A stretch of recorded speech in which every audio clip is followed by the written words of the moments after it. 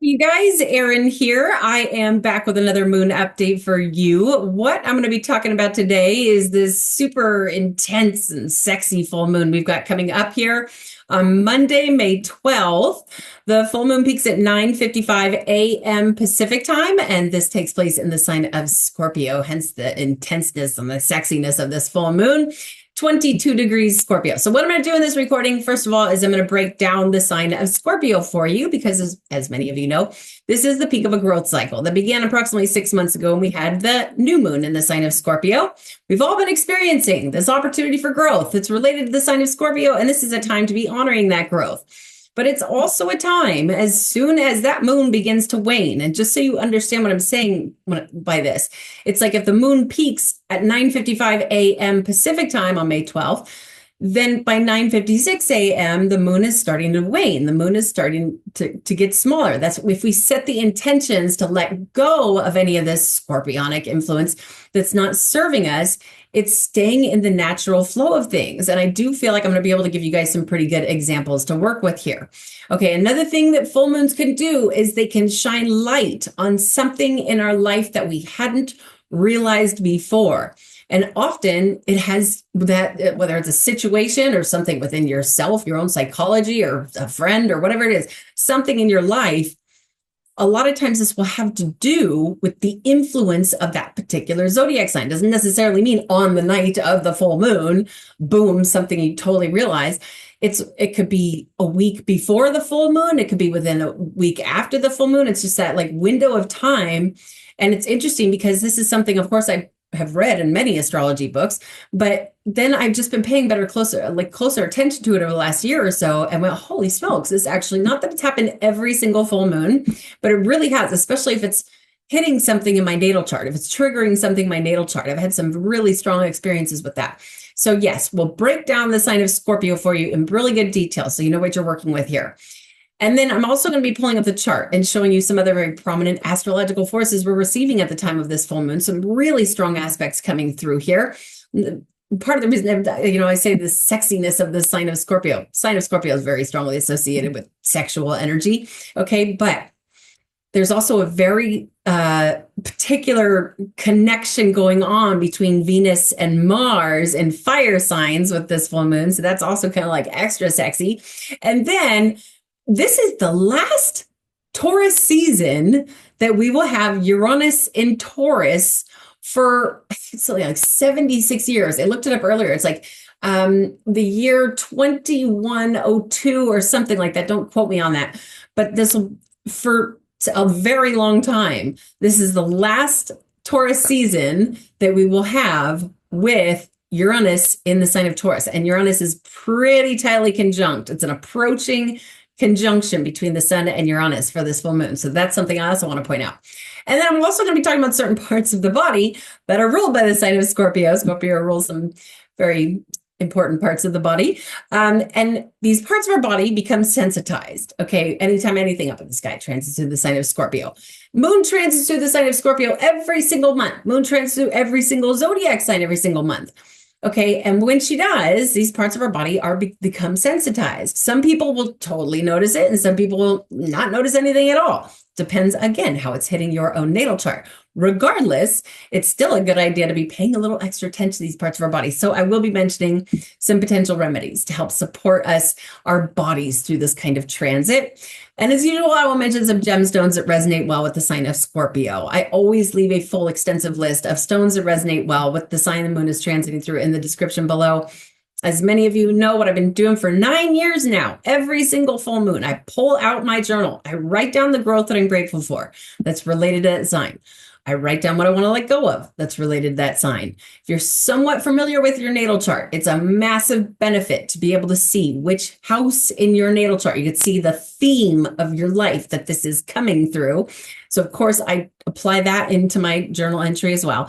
And then I like to take some gemstones that resonate well with the sign the moon is transiting through and put them on top of my journal. If you don't have any of these gemstones, please do not feel discouraged. As I said so many times before, a new moon is a really good time, especially if you write it down, to be manifesting gemstones into your life, manifesting anything new in your life for the new moons. Okay, So there's that. Let's get into this. Sign of Scorpio. This is what we call the fixed water sign. When we talk about fixed in astrology, we're talking about an energy that likes to do things consistently. I'd say the sign of Scorpio likes consistency, can definitely have a reputation for being a little bit stubborn and not wanting to change.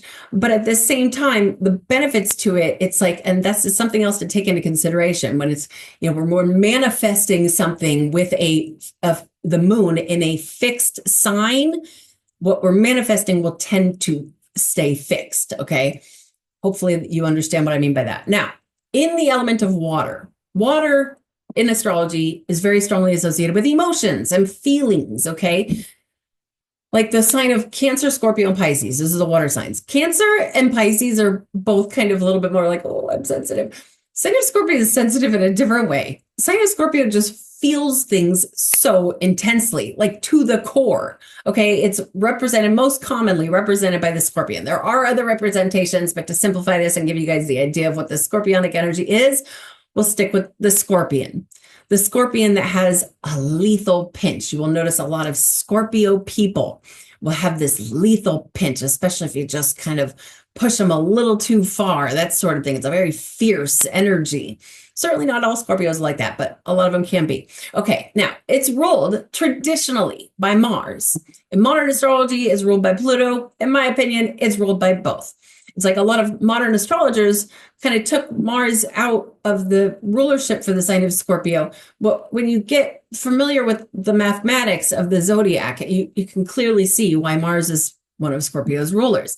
Okay, Mars is what influences our physical drive. Okay, Pluto, the modern ruler for Scorpio, Pluto rules our spiritual drive, our spiritual willpower.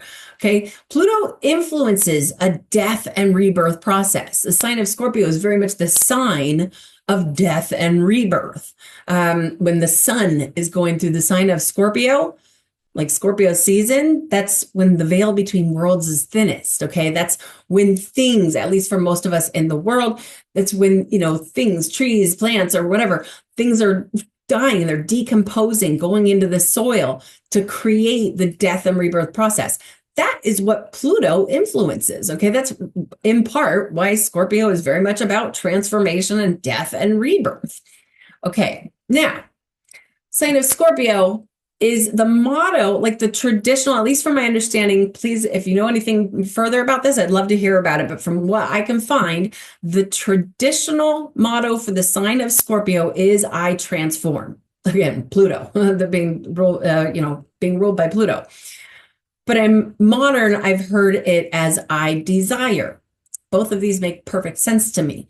It's a very desireful energy. Again, the sign of Scorpio is this like intenseness, a desire, and it does, I'll throw this out there, the sign of Scorpio, it does, it has a rulership over a lot of different parts of the body, but one of which is the genitalia. Okay, the sign of Scorpio is very strongly associated with like sexual desire, but it's not just sexual desire. Okay, as an example, let's say you've got Scorpio something, your sun, your Mars, or something in the sign of Scorpio in your 10th house of career. You have a desire for a career, that sort of thing. It's just one example. It's just sort of this desireful energy overall, again, being ruled by Mars and Pluto.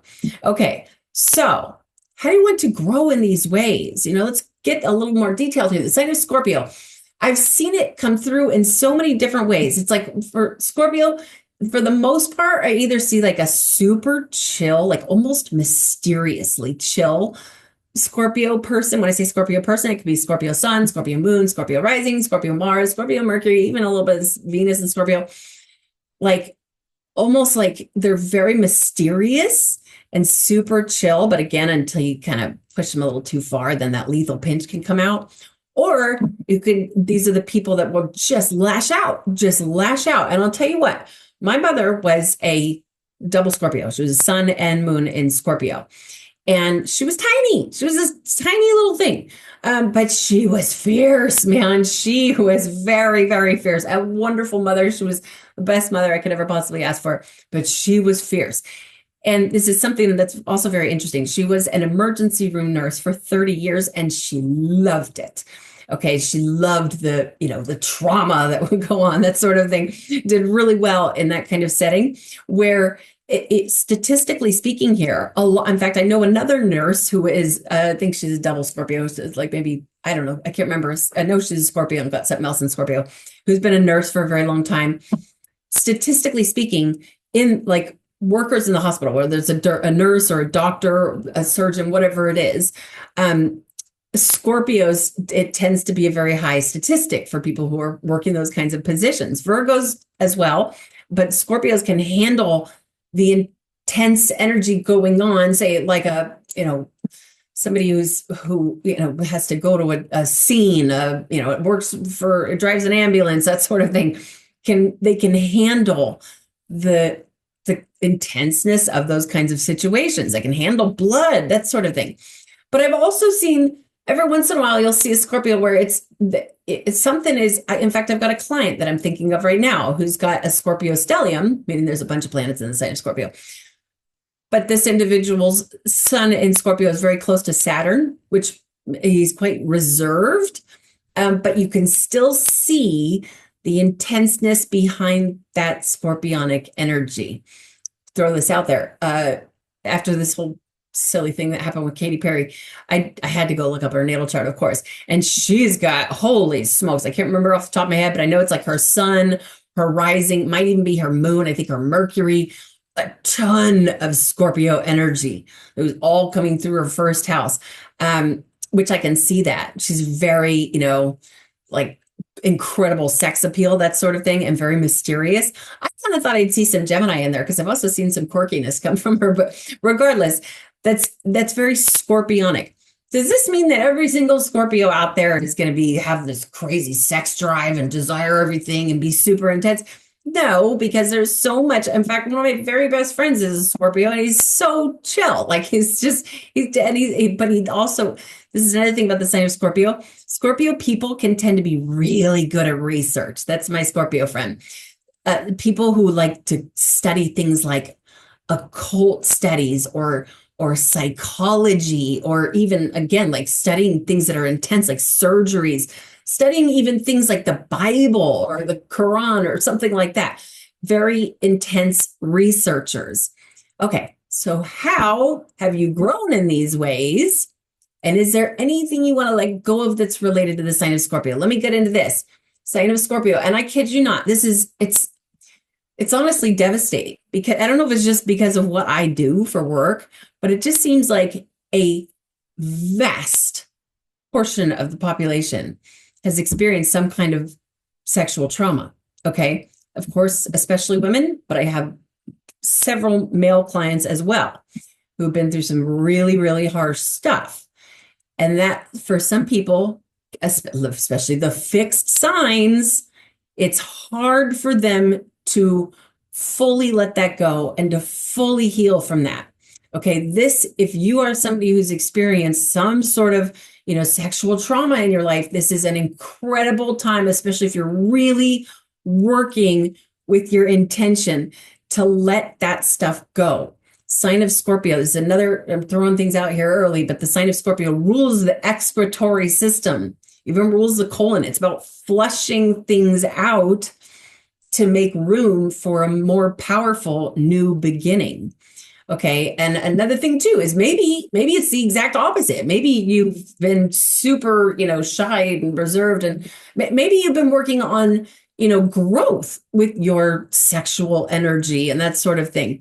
Maybe it's time to honor yourself for that kind of growth. But at the same time, I think we are living in an incredibly, almost like at a level of disgusting provocativeness. I really do. I think it's crazy to me what I see out there in the world.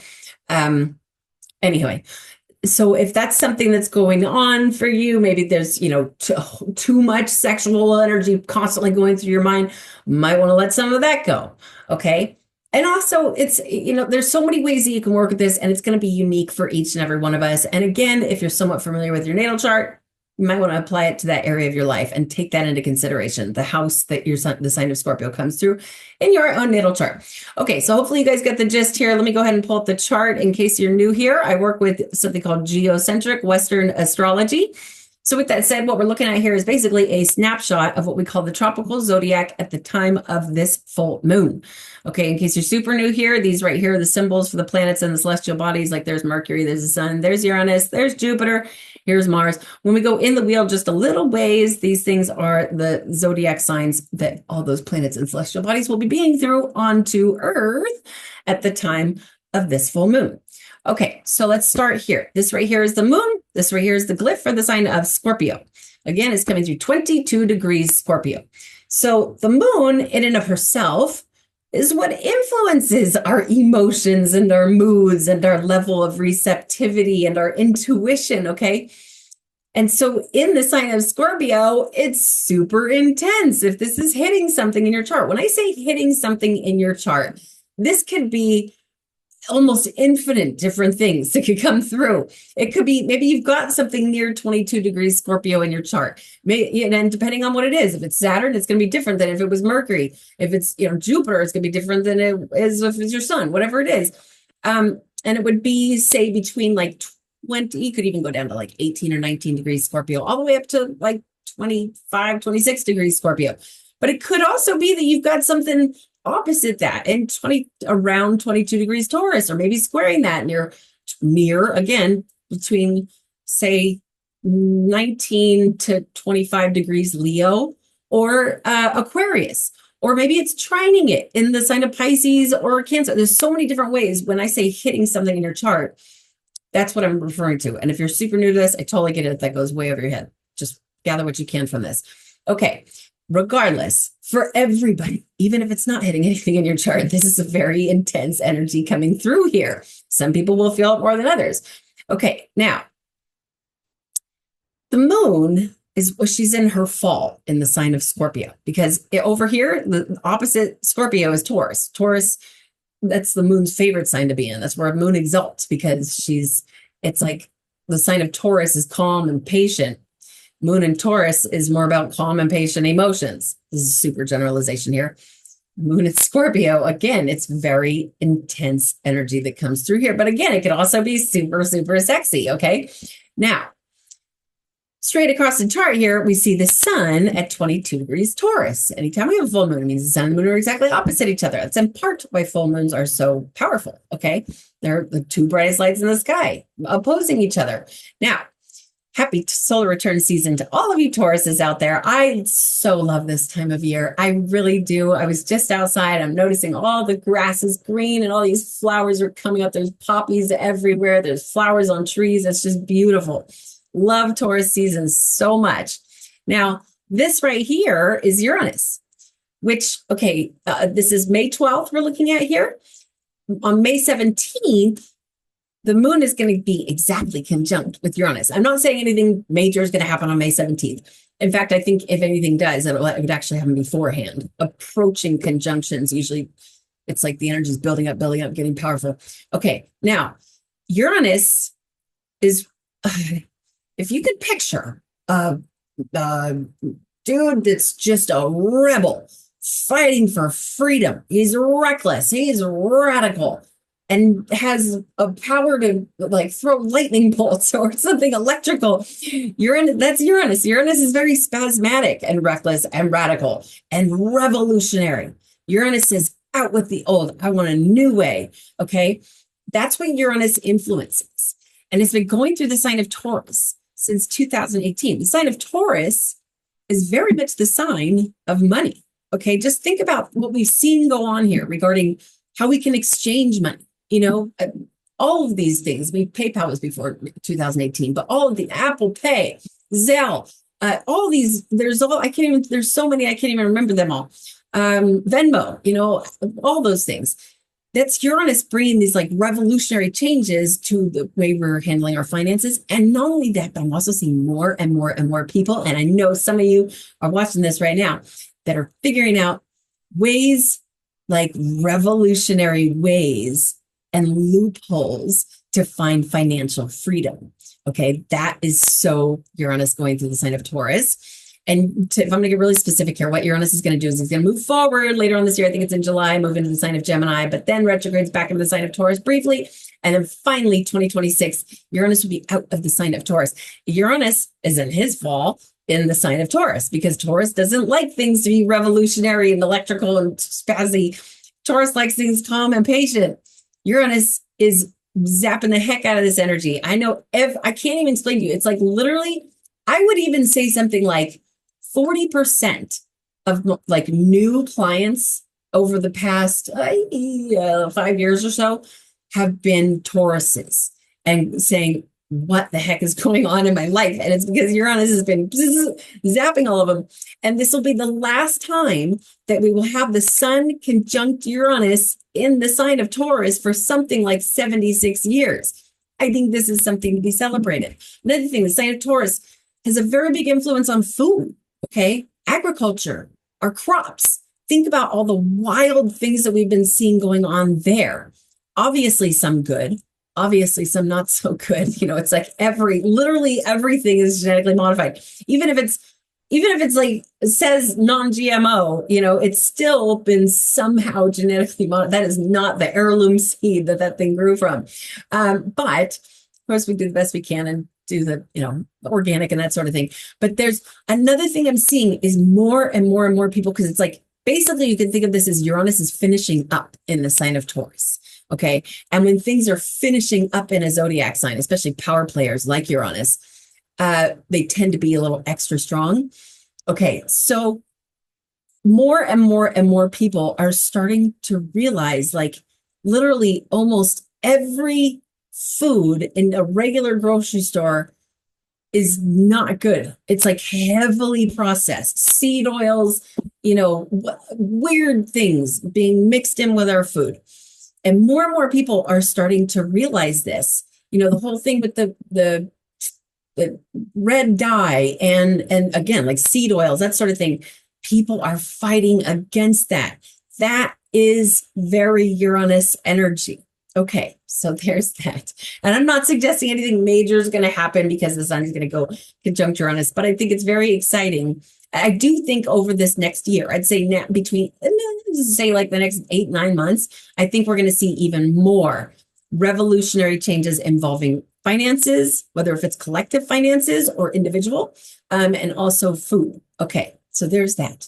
Now, let's see, where should we go next? Let's talk about the rulers of this, the lords of this full moon. So here's Mars and here's Pluto, again, because they rule the sign of Scorpio. So they're in charge here. So here's Mars. Personally, I love Mars and Leo. I love that placement so much. Everybody I know that's got Mars and Leo is a total badass, because Leo is a very courageous energy, but at the same time, it's playful. It's the playful, courageous lion.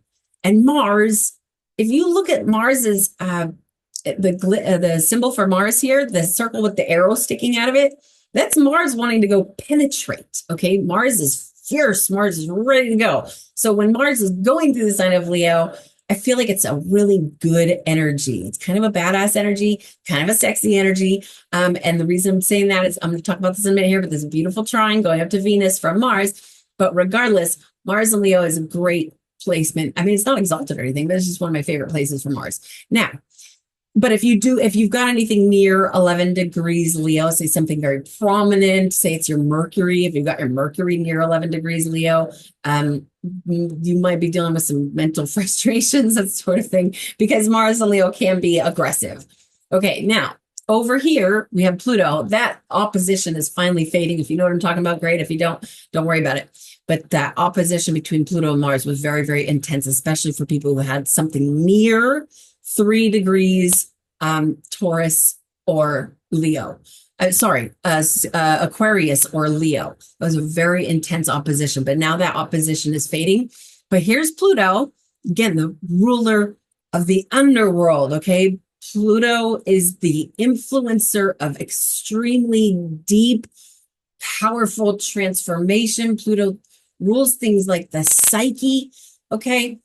And here we have them coming through the sign of Aquarius all the way for the next 19 years. We've talked a lot about this. To just summarize this, the sign of Aquarius is like the sign of humanitarianism. It's the sign of a revolution, the sign of all those things I said about Uranus. Uranus is one of Aquarius's rulers. You can kind of apply those things to the sign of Aquarius. It's a sign that wants a revolution. It's a sign that is a little bit rebellious. Doesn't mean everybody who's a Aquarius is going to be a rebel, but some of them certainly can be. But what I mean by that, by rebellious, it's more like rebelling against the norm. Okay, the sign of Aquarius, like keywords to describe it would be like likes to go against status quo, because it's like, you guys have been doing this way for the last 100 years. It is time to make a new way of doing this. I've got this new technology, or, the Aquarius is kind of like the scientist of the zodiac. And I do think that Pluto is creating this extremely powerful transformational process in those things like technology. I mean, honestly, we're clearly already seeing it. I cannot believe some of the stuff that I am seeing. Gosh, what people are asking the AI things. I don't know what it's called, GPT or something like that. Obviously, I haven't done it myself, but I'm seeing a lot of other people that are just asking these AI things the most insane questions ever. And that is so transformational. That is so Pluto going through Aquarius. And we've got 19 more years now of that. I think there's going to be some definite pros and cons to that. I do think robots are going to be a thing for good and bad reasons. Okay, so there's that. Now, let's go back over here to Mercury for a minute. So Mercury is the influencer of our mental function, basically. Like Mercury is the intake of information and the output of information. He's the messenger of the gods. Mercury has everything to do with us intaking information into our consciousness and then bringing that information back out to communicate it. Okay. And I love Mercury in Taurus because, again, Taurus likes things calm and stable. It's like people born with their Mercury in Taurus, generally speaking, are not going to have like a hyperactive nervous. They're going to have a nice, calm nervous system, that sort of thing. But going back over here to Pluto's making, it's like an exact square. Oh my gosh. Pluto, psyche, deep, powerful stuff, making a very strong square over here to Mercury. This is like penetrating mental function.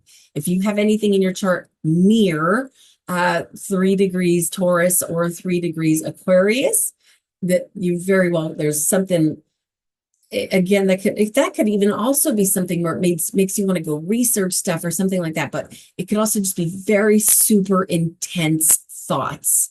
Okay. And it doesn't have to it could be so many, if you've got something near 3 degrees, really in any zodiac sign, this could be hitting that in some way, shape, or form. And you very well could be experiencing some very intense thoughts. Okay. Now, where should we go next? Let's talk about Venus over here. Yeah, that's a good idea. So Venus, influencer of love and beauty and harmony. Venus is like the influencer of romance and snuggling and that sort of thing, amongst other things. Venus likes harmony. Venus likes everybody to get along. But Venus is very well, the goddess of beauty and love and romance and that sort of thing. Well, she's fired up in the sign of Aries. Okay. It's like, if this is hitting something in your chart, there may be something, kind of sensual going on. Or it could be something that just, Venus can also represent a female in our life, a sister or a female friend or something like, not mother. Mother is more like moon, but regardless, hopefully you're getting the feeling of Venus here. But she's fired up in the sign of Aries. Aries is the warrior of the zodiac. And what I love is this trine that's going between, it's like, so we've got the full moon in this sexy sign of Scorpio, and then we've got Mars is like our sex drive, okay, amongst many other things as well. Again, the symbol for Mars is to penetrate, okay, and pierce through things. And then Venus over here, Miss Snuggly, sensual thing, and they're harmonizing during this full moon in Scorpio. So this could be kind of a romantic time for some people. Okay, there's that. Now, where should we go next? Let's talk about Jupiter over here. So Jupiter, the influencer of like optimistic wisdom with adventure. Okay, if you picture like a professor of a university that everybody at the university loves this professor. It's like a big jolly dude, and he likes to teach things that are of a philosophical, likes to expand the students' consciousness and like takes them on adventures across the, to another country and that sort of thing. That's very Jupiter kind of influence. Gemini is the student. It's the forever student. It wants to think. The motto for the sign of Gemini is I think. And this is what I keep saying.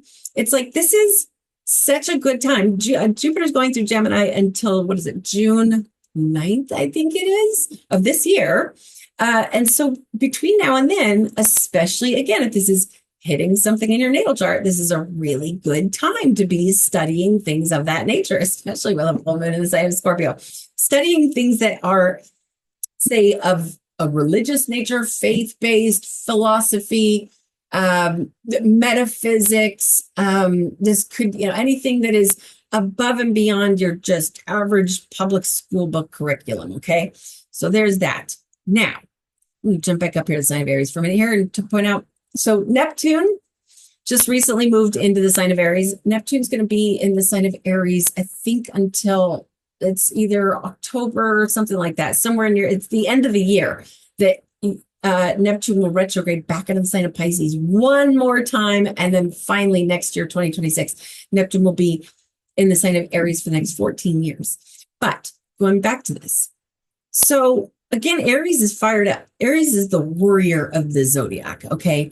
And Neptune is the bringer of dreams and altered states of consciousness, okay? Neptune very specifically rules drugs, okay? And I'm really hoping, like Neptune going through Pisces, Pisces also has a lot to do with drugs. I think that was a huge expansion of the drug epidemic. I mean, the fentanyl situation is just awful. It is just awful. Any kind of drugs. The pharmaceutical ones are obviously, there's people, it almost seems like most people are on, like, I'm just going to say most normal people. That's not fair to say. A lot of people are on some kind of a prescription medication. And it, for some people, it's, anyway, I'm not even going to get into that. But regardless, a massive growth in drug use. And it doesn't even have to be drugs that change the consciousness, but that is a very big part of it. I mean, even not pharmaceuticals, heroin, whatever it is. And I am really hoping that I don't think this is going to happen yet, but I think maybe, hopefully, over the next couple of years, we're going to see at least us getting a handle on the drug epidemic, because it is truly, truly tragic what is going on in this world. I think Neptune going through Pisces had a very big influence on the expansion of that. And Aries is like, rah. And not only that, but also think about this. If you've got something in the early degrees of the sign of Aries, say within the first 1 or 2 degrees of Aries, Neptune's on that thing. Be careful of drugs. But also it's like Neptune makes things very difficult to concentrate. I don't think that's going to be the case for everybody. I think Neptune finally moving into Aries is going to help the general population think more clearly. And Pisces is super foggy and dreamy. But if you have something, say it's your Mercury, even your Mars or whatever it is, that's near the 1 degrees Aries, all of a sudden Neptune comes in and makes everything like, oh, it's hard to concentrate. That sort of thing can go on. Okay. Chiron going through the sign of Aries until 2027. As I mentioned before, Chiron, the wounded healer, going through the sign of self, the warrior of the zodiac. If you've got something near 24 degrees Aries, you might be going through something that's like bringing up old wounds from your childhood or something like that. But it's ultimately Chiron saying, let's heal this. Let's heal this. Let's go after this. Whether if it's a, emotional trauma wound, mental stuff going on, even, and it could be related to so many different things. But I do think Chiron sort of starting to finish up in the sign of Aries. It's a great time to be taking all that into consideration. Okay, now, lastly, let's talk about these guys here. So here's Saturn going through the sign of Pisces. Saturn basically is going to be going through the sign of Pisces until the end of February of 2026. But May 28th, I believe it is, Saturn will pop into the sign of Aries for like 3 or 4 months, and then will retrograde back into the sign of Pisces. So Saturn really is definitely finishing up in the sign of Pisces. Hallelujah. Okay. There's reasons for me saying that, but Saturn is the Mr. Rigid. Saturn is like he really shows people the limitations in their life. He wants us to be disciplined. Saturn is no fun at all, but Saturn, we need him because he shows us the harsh lessons that usually can make us a better person if we can be disciplined. Okay, going to the sign of Pisces. Pisces is the dreamer. Pisces is the mystic. Pisces is the psychic of the zodiac, the spiritual one. And so I do feel like Saturn going through Pisces, as I've said before, but this is almost over. This transit is almost over. We've got less than a year, far less than a year of this particular influence. And it happens to be extremely strong right now, which I'll point out in a minute. But it's there. I can't think of another transit that would mean even that would like what I'm about to say. This is so powerful. Such an incredible time to be taking our spiritual practices, no matter what they are, extremely seriously and being very disciplined with them, because that's what Saturn wants. And Pisces is the spiritual one. Okay. And once Saturn's into Aries, again, it's going to tick-tock back and forth this year, but eventually February of next year, Saturn's in the sign of Aries, won't be back in the sign of Pisces for another 28 years approximately. So it's a really good time to be taking that stuff very seriously. And furthermore, it's even more intense because here is the North Node. Which the North Node is almost, if you can envision, like a pump that works through magnetism. Okay. It's like what pumps energy in. And if it's next to something, next to another planet or whatever it is, an asteroid, something like that, it's pumping more of the energy of that particular planet or celestial body in with it. So here we have Saturn being pumped even more, like more of Saturn coming in because it's so close to the North Node, and that's fading. The North Node is going backwards. Saturn's going forwards. They're going to separate. So that's, you could even potentially think of this full moon as, there's even a little bit of a trine going on here. In fact, that's an approaching trine. I didn't even notice that when I was looking at the chart earlier. So this could even potentially be something like, your spiritual growth that you've experienced since the new moon in Scorpio approximately 6 months ago. Scorpio can also be deeply, deeply, deeply spiritual. It can also be very, very psychic. If this is hitting something in your chart, if you got something in between, say 21 all the way up to 29 degrees in either Cancer, Scorpio, or Pisces, your intuition may be very, very heightened at this time. But I would very much consider honoring your spiritual growth, but also taking the spiritual practices very, very seriously. Maybe you're finally going to have the full moon ceremony, that sort of thing. Okay, now over here we have the South Node, which will be going through the sign of Virgo until the end of July of 2026. Okay, that South Node, just like the North Nodes, again, like a pump that's working through magnetism. This is like the drain that's functioning through magnetism. Okay, so it's draining out this Virgoan influence. Virgo is very much the sign of being of service and perfectionism. This, especially if you got something prominent in your natal chart in the sign of Virgo, sometime between now and July of next year, whatever that celestial body is that you have in Virgo, that South Node is going to be draining something out of it. Okay, and I totally get it. If you're new to this stuff, that might go whoop, right over your head. But again, just take what you can from this. Okay, so I think I'm going to leave that there. Let's talk about body parts. Okay, so the sign of Scorpio, we'll start here. Rules the excretory system. It rules the colon. It even has a little bit of an influence on the bladder, the nose, even the pores, and our like the where sweat comes out. All the things where, all the parts of the body where things can come out. Okay. And it's interesting. And of course, it's strange that it rules the nose, because for the most part, Scorpio rules, I'll just say it, rules, again, I think I already said this earlier, but the genitalia area.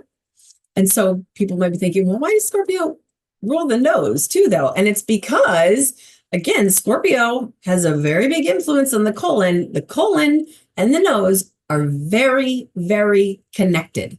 If somebody's constipated, their nose is stuffy too. Okay. If somebody's constipated, they tend to, doesn't mean just because somebody has allergies, that means they're constipated. But people who are constipated tend to have a stronger tendency for allergies or stuff that's going on with the nose.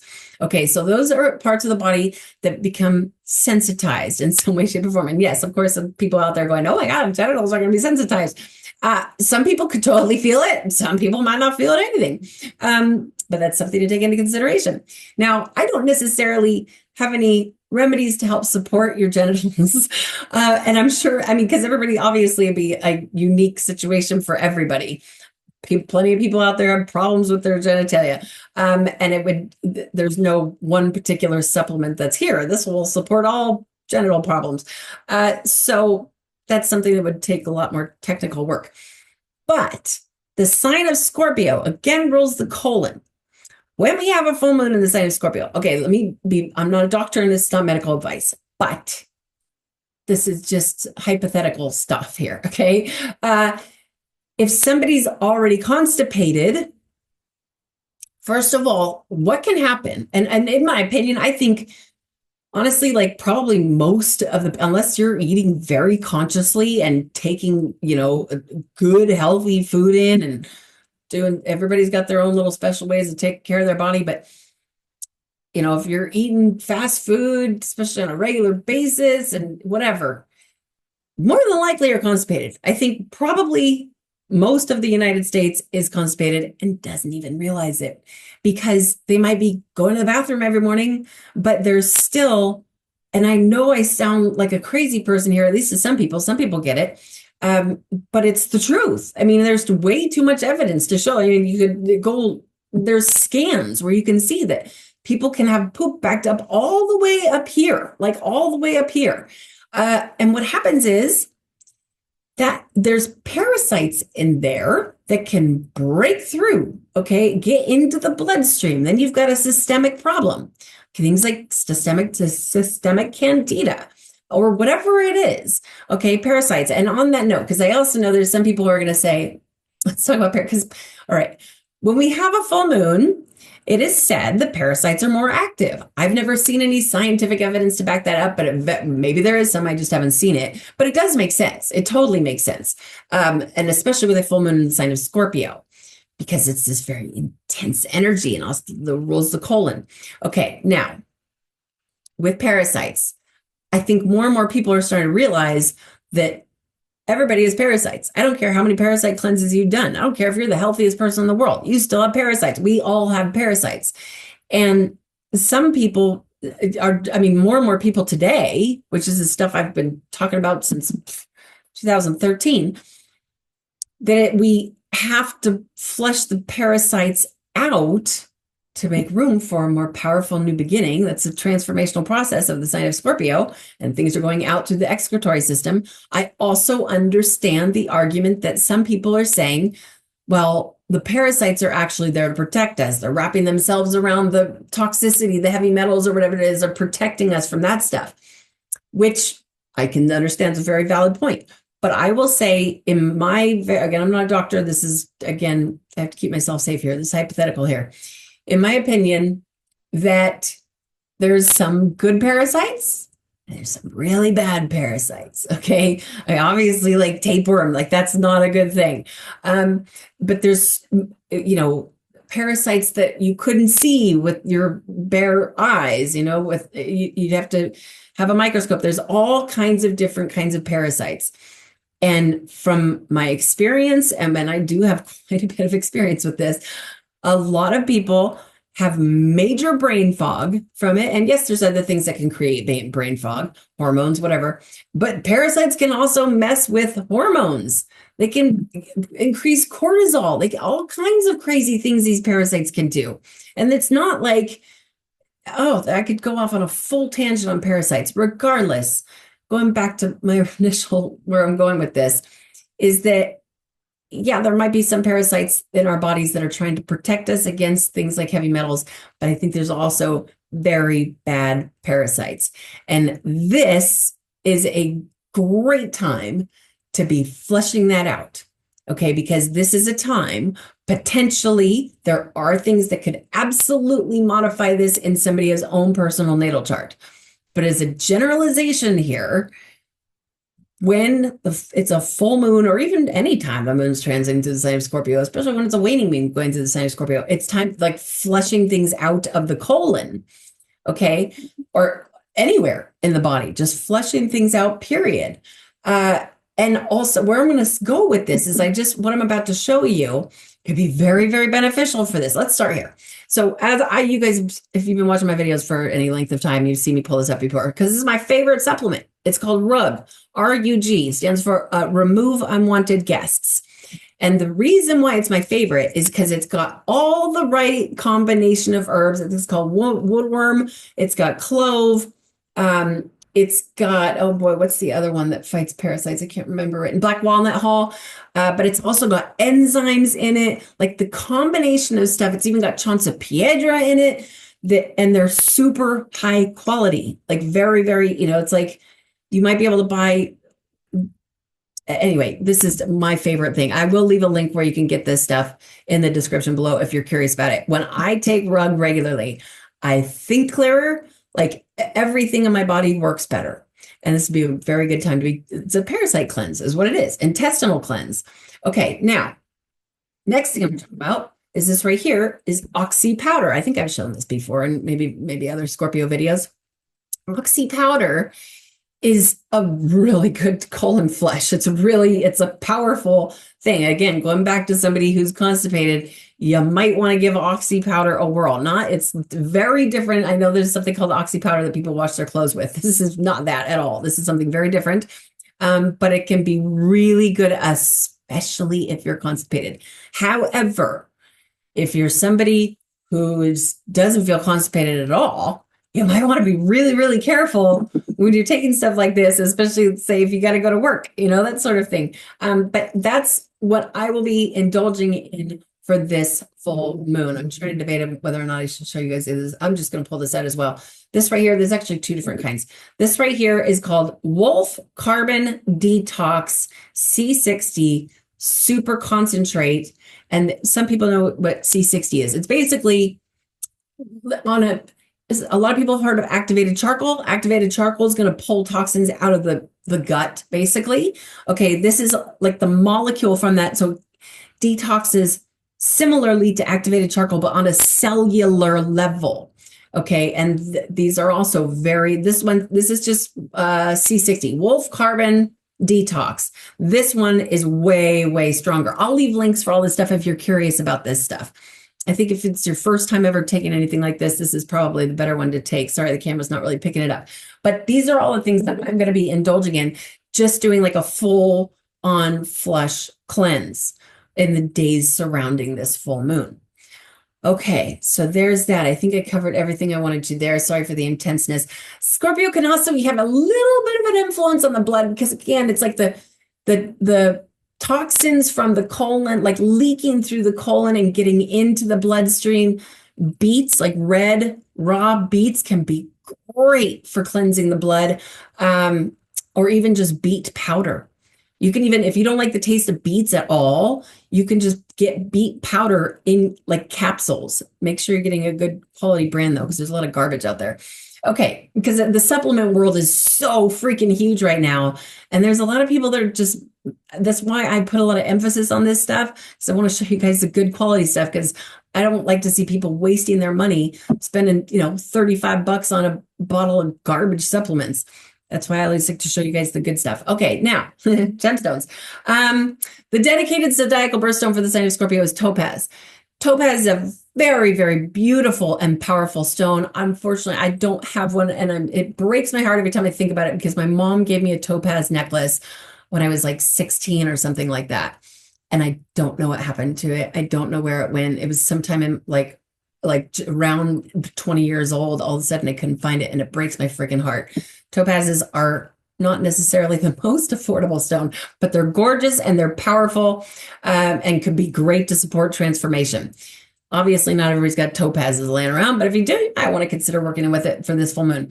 The next thing I'm going to mention here, actually, I'll start here. This right here is red coral. The reason I'm bringing up red coral is it's not necessarily a direct connection with the sign of Scorpio, but this is Mars's mineral. Red coral, it's like that's Mars's stone. And so it can, Mars being Scorpio's traditional ruler, it's actually, generally speaking here, for Scorpio risings, it could be massively beneficial to wear a red coral pendant. Make sure it's real red coral though, because there's fake ones. I can't remember the name of the stone, but it's some white stone that usually comes from Hawaii, and they dye it. They make fake turquoise, they make fake red coral, make fake all kinds of stones. So make sure you're getting a good source for your stones anywhere, but especially something like red coral. Okay, the next one I'm going to mention here. This right here is called Carnelian, which Carnelian is my absolute favorite go-to stone for healing from sexual trauma. Carnelian, it can also just be like kind of an uplifting energy. It's like a brighter kind of energy, but it's for, from a metaphysical perspective here, like meditating with a piece of carnelian, I think that's especially if you're doing things like if that's you're not just going to meditate once with a gemstone and everything's perfect. You got to be doing all the other stuff as well.